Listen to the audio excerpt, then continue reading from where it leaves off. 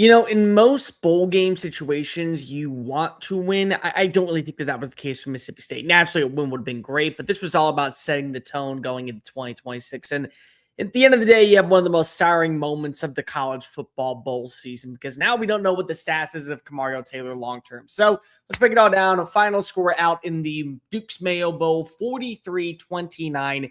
Wake Forest moves on, and Mississippi State finishes the year 5-8. Welcome into SEC Unfiltered. It's Cole Thompson here. Like the video, hit the ring notification, and of course, subscribe to the channel because we talk college football daily. Download the podcast version of the show wherever you get your podcast listening systems. Follow us on the socials, link in the description, and check out all of our great work found at secunfiltered.com. And as always, we are proudly fueled by our friends over at Underdog, underdog.com, or go visit the Underdog app. Use promo code SECU to get started with $75 in bonus bets when you win your first $5 bet. Sign it up, underdog.com/SECU. Let's just get this out of the way. Mississippi State, they're completely different than any of the other SEC teams that went to a bowl game. They weren't bowl eligible. A lot of teams opted out. They found a way to get on in because they had a lot of their roster still retained and they still want to continue to play football. But this was not one of those matchups where you say, they come on in, they're going to deliver a really solid performance. No, in my opinion, it was just simply you needed to go ahead and prove for the future that there was something really prominent there. And you walked away feeling probably really good about where you are with quarterback play. Kamario Taylor looks like a stud. But then, of course, came the final drive, and now we don't know his status. Taylor leaves in the last play. The second to last play of the game. He's carted off the field. He's got the towel over his head. You can see the frustration on his face, and that's a big blow. And I don't want to speculate, and I don't think that anybody should because we don't know what the actual injury is and what's going to happen. But that was your saving grace for Jeff Lebby, I think, going into this year. So much positive traction with what he had been able to accomplish down the stretch in a limited role. And then what we saw tonight, it made you feel like that it's all about building pieces around him. It's all about we got the most important role player figured out. Now it's about furbishing the house. Like the foundation's a good place, but now we want to make the house a little bit more nicer. We want to add in the right sofa. We want to add in, the forward store bedroom. We want to add in the big time refrigerator. We want to have the plasma screen TV. And that's transfer portal pieces, getting a better wide receiver core. That's going out and making sure that you solidify your offensive line. It's going out and making sure that your defense is not having to win in shootout. It's going to not have you winning in shootout fashion. All things that very well could have been on display, and it just wasn't. And I think that's now where you kind of have a giant lump in the bottom of your chest if you're a Mississippi State fan because you don't know what's going to happen with the quarterback status. Luke Krummenhoek's going to enter the portal. Blake Shapen's out of eligibility. Now you go from being a team that maybe had its quarterback problem figured out to do we have to go into the portal and bring in somebody to compete alongside with Kamario Taylor because we don't know when he's playing next year. He could play week 1. He could play by the middle of the season. He could be out until 2027. We genuinely don't know. I do want to tip my cap to Wake Forest. They had a really fun year. And I think a lot of people don't realize Wake Forest is one of the more challenging jobs in college football to win at because of not only is it a private institution, it's in the ACC, and it's tucked away as that fourth school in the conference. In the state of North Carolina. Nobody mentions Wake Forest. Tonight, they had a 9th victory. This is the 4th time in program history they've gotten to 9 wins in a single season.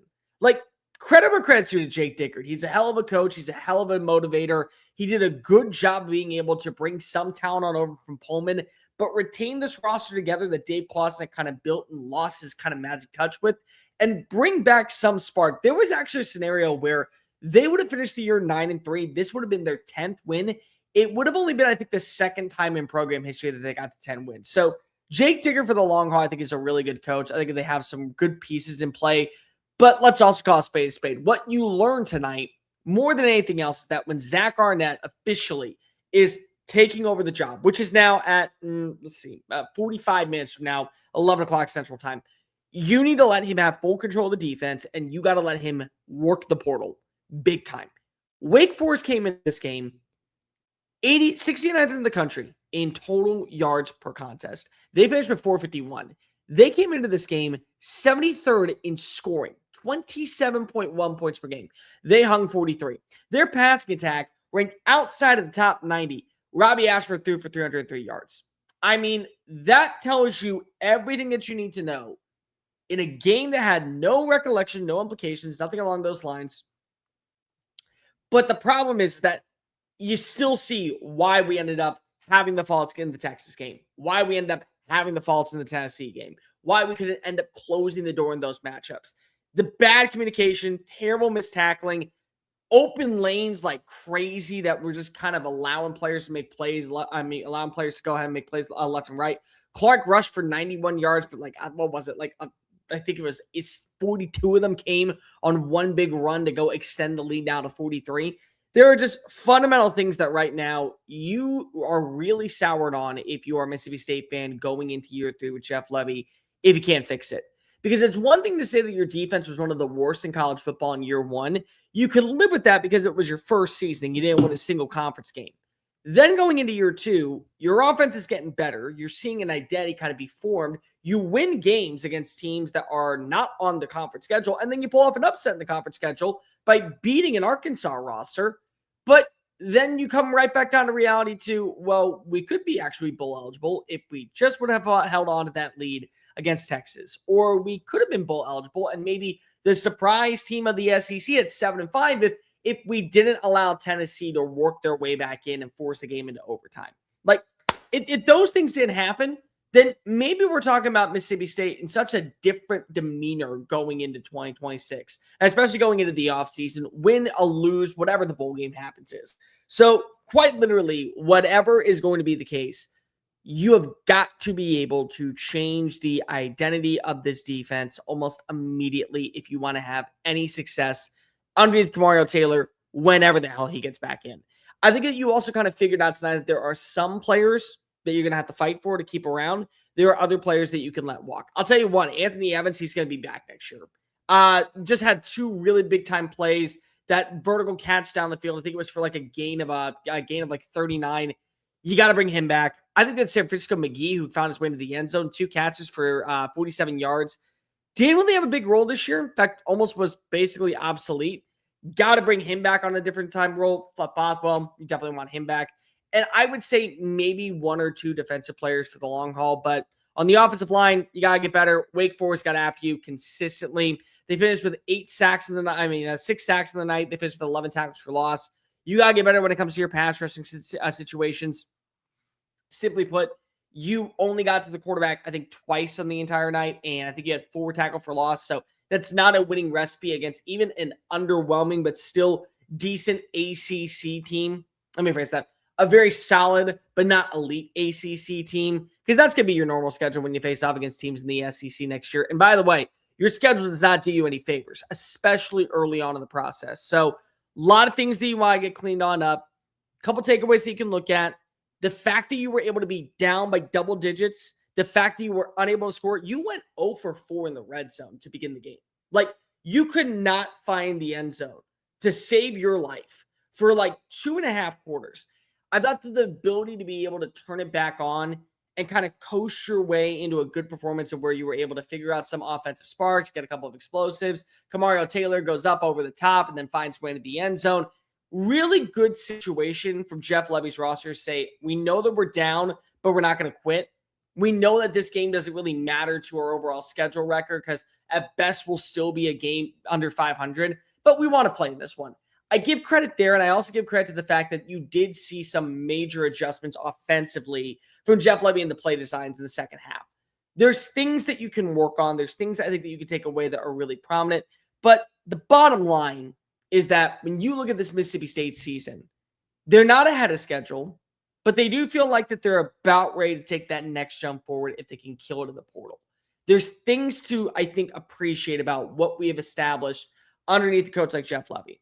I think there's also things you have to realize you're going to have to learn by trial and error, and that comes by making some moves in the transfer portal. Some guys hit. Anthony Evans, stud player, fantastic game. Did not find a home out in Athens. Came on down to Starkville, nearly had a 1,000-yard season.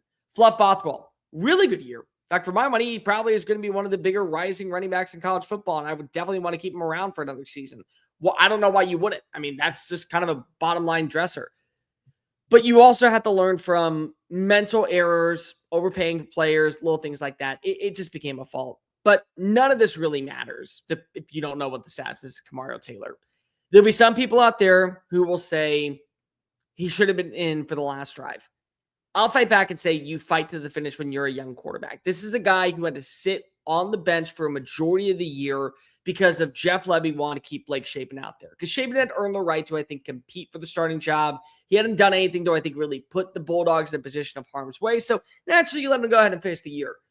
You let him finish the game if you're down by 12, if you're down by 14. It doesn't really matter.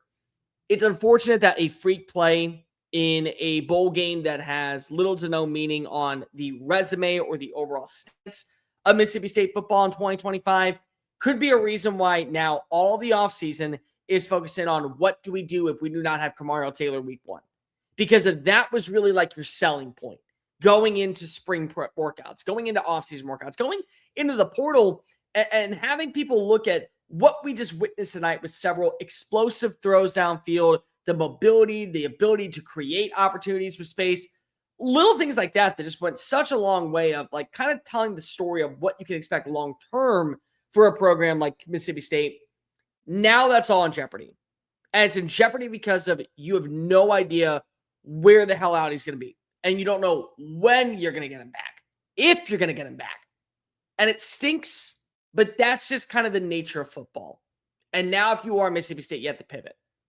Expectations, I don't think can change entirely because of it is year 3 in the SEC. And as you're moving to a 9-game conference schedule, it's going to become even more challenging to defend some of the egregious losses in blowout fashion if you're Jeff Lebby. So now a lot of your attention that went from let's build around a guy like Kamario Taylor.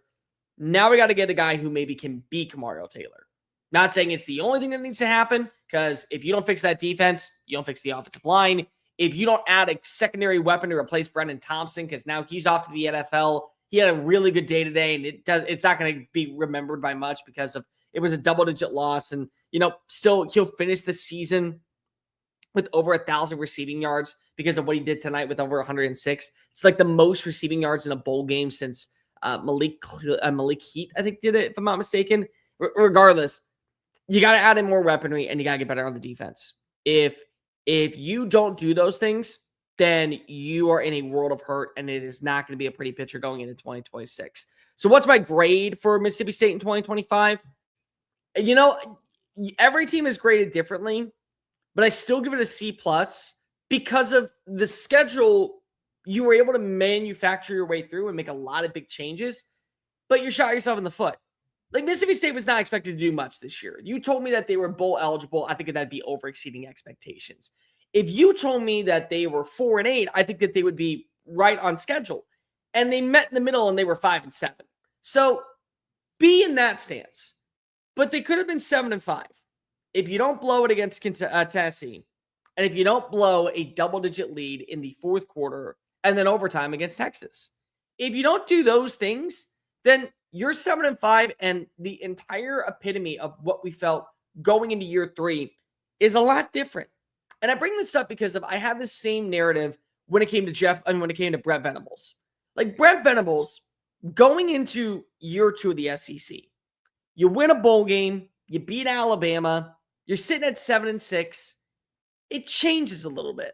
Like, the overall identity of how we feel about Oklahoma with him in the SEC going into a critical year feels entirely different. But because of the bowl loss and because of another inexcusable loss and how bad your offense looked at times, it's really hard to get behind. And that's kind of where we are with Mississippi State. Your defense was dreadful. It bailed you down the stretch. It allowed far too many teams to stay close for comfort. And you blew 2 games that you probably should have won. So it's a C+ because of, yes, you got to 5-7. Yeah, you had a solid year based off Mississippi State standards. Yes, I think the foundation is in place to explode in year 3. But there's still so many things from the fundamental flaws, the penalties, the bad execution on defense, all little details that go such a long way into telling the narrative and the story. That is always going to be something to where you got to say, I get it, it's year 2, but year 2 making year 1 mistakes, it kind of hinders your success. All right, let's get to your comment section before we get on out of here. It's been a long day for me. He might have broken his leg. I've heard that. I've heard torn Achilles. I've heard torn ACL. Could be anything. I'm going to wait for a doctor to make that note. Kamario Taylor can win Mississippi State a playoff game if he has that type of talent. Yeah, no, dog, he does. I mean, let's just be real. I said that Luke Kromenhoek was going to be the future quarterback and the heir apparent of Blake Shapen when he was picked up from Florida State last year. And I got a lot of Mississippi State fans in my comment section going, no. It's the Taylor kid. No. Number one's going to be the one that's the number one option. And I figured, okay, I could see what you're saying here, but then you watch him play. And he's 6'3", and he moves like he is a wide receiver, and he's as elusive as a running back, and he hits like a linebacker, and he's got a good deep ball, and he's got good accuracy. He needs a supporting cast, but that's a dude that you can say, yeah, he will win you a playoff game. He can go change the culture around here and make this a 10-win program. Maybe not forever, but for a year or two, and then we establish a new set of standards here that should be changed underneath a guy like Jeff Lebby. And it sucks that we're probably not going to see him. Give him a shout out, Mississippi State, like he tore his Achilles. Definitely did something. Cole, it looks like Kentucky's about to land Sam Leavitt. So this is really interesting. So On3 reported today that Sam Leavitt was in communication with Kentucky, but also in communication with Oregon, Miami, and LSU. Kentucky seemed to be the top target. So that's really, really interesting, because the thing for me is we've seen programs drastically turn around because of two main people: coach, quarterback. And like India is a perfect example of this. Like even before you get to the Fernando Mendoza story, Curtis Rourke came in from Ohio and he balled out last year for what he was in terms of the standard of quarterback. And they went 11-1, and they went to the college football playoff, and he was playing through like multiple injuries throughout the year, but he had a good season. And then you brought in Kirk Cignetti, and Kirk Cignetti changed the culture for the better. And right now, Will Stein is one of these coaches that I think is going to be able to bring some bit of spark. I don't know if it'll be consistent winning, but it'll be a spark that needs to rejuvenate Kentucky football. And the way to guarantee that you are ahead of schedule is by landing a quarterback like Sam Leavitt. Like Leavitt had a bad year in terms of his overall stance because of he was dealing with injuries and a bunch of other off the field stuff. But when you still watched him play, he was a very solid quarterback. I'd still say he was top 5 quarterback in the Big 12, made a lot of highlight grabs. And the year before, I thought going into 2025, he was a top 5 quarterback in college football. So if he gets back to his 2024 version, working in a Will Stein offense that has produced 3 NFL future quarterbacks, 2 that are already in the NFL, 2 Heisman finalists. Oh, and on top of that, a top 10 scoring offense back-to-back years in Eugene. And if I'm, my bad, 3 straight years, top 20 scoring offense back-to-back in Eugene. That's a good foundation. And that's a way to get players who are wanting to go to another school and are looking around saying that they want to stick in the SEC or they want to go to the SEC. You land the quarterback, you solve 95% of your problems. You just do. Seriously, Kentucky and Sam Leavitt. It's possible. It really is. Like, I don't think he ends up going there personally. I think he will go to LSU if Brendan Sorsby goes to Texas Tech. But Leavitt, for the right price, I think that he is going to at least take it very seriously. I will not rule out Kentucky being a team that you will not see him strapping up for. I just won't. Are we the cupcakes? Mysterious Bathwater. I haven't seen that movie in a hot minute. And honestly, that and Shaun of the Dead are 2 of the best comedies of the 2000s. And one of them gets slept on more than the other. But both get slept on, in my opinion. Levy said the initial tests so far are good and promising, so he might have gotten lucky. That's really the hope, Riley. Because let's just call it as is. You need Kamario Taylor if you want to see any change whatsoever for the future of Mississippi State football next year. Like, that is the X factor. Like, that is the prime rib. That is the reason that you go. You know what I compare him to? That's like going to some random town across Midwest USA, and they got like this highlight attraction. It's like the world's biggest rubber band ball. Got to see it in person. We're in the town. We got to go see it. We can't miss on it. And then you remind yourself that that's the selling point for this town. That's the selling point for Mississippi State. Literally, it's Kamario Taylor is coming back and he is going to be an elite player. You've watched him in just 2 games, kind of put everybody on skates and embarrass some defensive players. If you build an offensive line around him, you give him another running back to pair alongside with Fluff Bothwell, you add in a receiver to replace Brendan Thompson, you got to feel like that the offense is going to be even better than what it was in 2025. You have to. Because if he's a quarterback that fits a lot of the intangibles you want in a Jeff Lebby offense. But if he's out and he's out for a while, well, then that changes the way that people are going to look at Mississippi State. When am I going to get to start working with him? When are we going to be on the same rapport? When are we going to build some bit of an identity? That's just some things that you got to really worry about. And that's something that I think is a really big time deal. He is visiting with Tomorrow and has a great relationship with Will Stein. Yeah, he does. I mean, it makes a lot of sense for that to be on the radar. What also makes a lot of sense is he's going to go to the team that probably pays him the most money. I'm just going to be keeping it a buck with you guys. If Kentucky and LSU are in a bidding war and they want Brendan Sorsby so bad that they're willing to pay him over paying Sam Leavitt, Leavitt may just say, I want to go to Lexington. And he'd be in the SEC, and he'd be around a great offense coordinator, and he'd be the reason why more recruits go to Lexington and look at that as a place that maybe you won't build overnight and you won't be a playoff team next year, but you'll sure as hell be paying attention to them, I'll tell you what. And that's a schedule from pure hell. Go look at Kentucky's schedule next season and tell me you can see 3 wins. Not 4, not 5, 3. Tell me 3. My fiance refuses to watch Hot Fudge and Shaw the Dead. No, he's perfect, but it breaks my heart. Miss Terry Bathwater, why? Why? Yeah, she needs to give you a good reason. Because I'm sorry. Simon Pegg and Nick Frost, that is a match made in comedy happen. And that is one of the more underrated duos that have currently existed. Like, an underrated duo this year in college football, in my opinion, was Brandon Thompson and Blake Shapen. Very much an underrated duo. When they were connecting, it was like magic. It was. And so, much like that, here, better one for you, because you're a Tennessee fan. Joey Aguilar and Chris Brazell was one of the most underrated duos from the national perspective. Like, we heard about Julian Sayin, and we heard about Jeremiah Smith, and we heard about Carson Beck, Malachi Toney, and Casey Concepcion, and Marcel Reed. We did not hear at all about Joey Aguilar and Chris Brazell. It's a good duo. It's underrated, like Nick Frost and Simon Pegg. She hates the English. It's good enough reason for me. Okay, fair enough. Coaches should be sanctioned. Should be sanctioned for continuing to play Taylor after multiple injuries.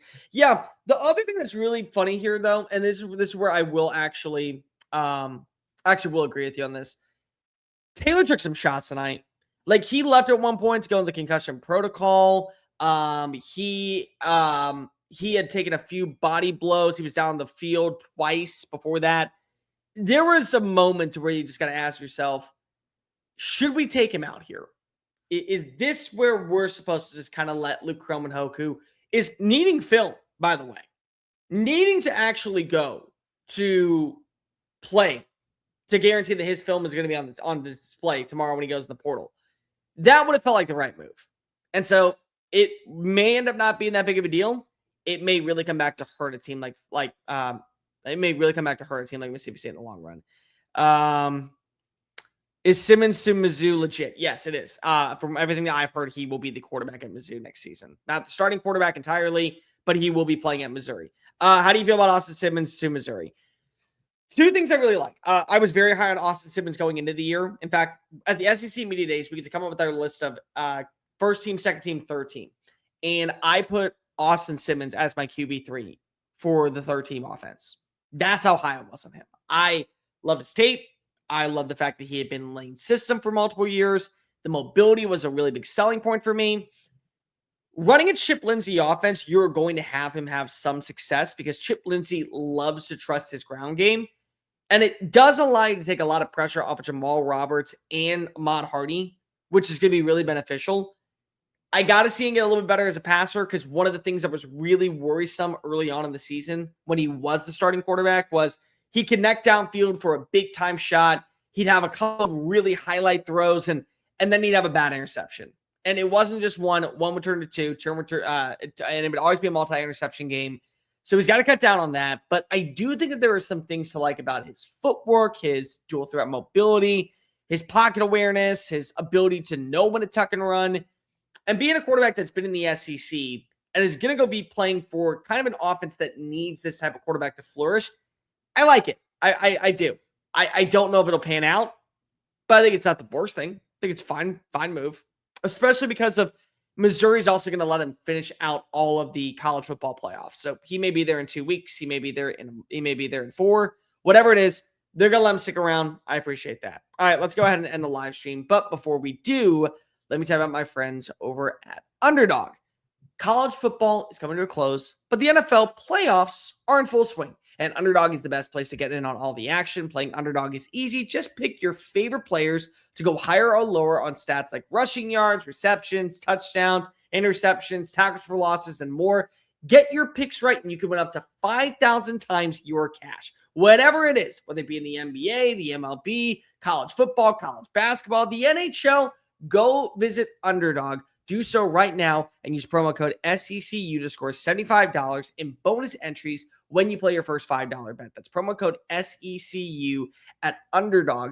Download the app, promo code Underdog, $75 off with bonus entries. Underdog, make picks, win money. Must be 18 plus and 19 plus in Nebraska, Alabama, 19 plus in Colorado for some games, 21 plus in Massachusetts, Arizona, and Virginia, and present in states where Underdog Fantasy operates. See terms apply. Visit assets.underdogfantasy.com/web/play and get terms.dfss.ntml for details. Offer not valid in Maryland, Michigan, New Jersey, New York, Ohio, or Pennsylvania. Concerned about your play? Call 1-800-GAMBLER or visit www.mpcgambling.org in New York. Call the 24/7 Hope line at 1-877-8-HOPE-NY or text HOPE-NY in New York. Final score in the Duke's Mayo Bowl, which thankfully I got on the live stream before I had to watch any bit of that Satan's tarnation disgusting condiment be dropped all over Jake Dickert.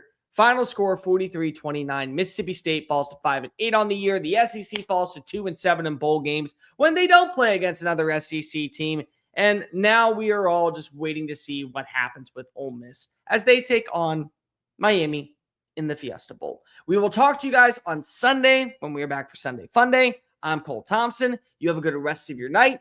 Have a good rest of your weekend, and we'll see you soon. Peace.